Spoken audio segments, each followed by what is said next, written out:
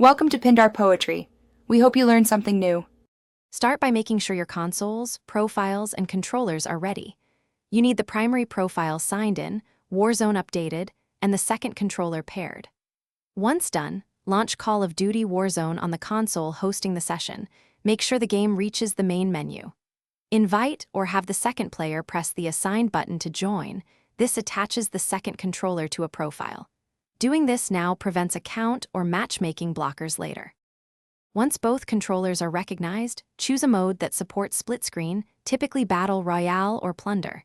You may need to toggle from multiplayer to Warzone. Have the second player press the displayed Join button. You should see two avatars in the pre-game lobby. Now configure your loadouts and squad options. Make sure both players select weapons and perks. When everything is set, start matchmaking. You'll remain on a shared screen, so coordinate roles and drop zones before deployment. After matchmaking, deploy together and watch the split screen layout, left and right or top and bottom depending on mode. You control your player while sharing the same console resources, so communicate movement and loot priorities.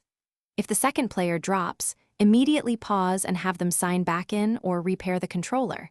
If that fails, restart the lobby to force a fresh session. For lag or visual issues, lower resolution or graphics settings, and make sure background apps are closed to improve performance. Thanks for watching. Consider subscribing if we helped you.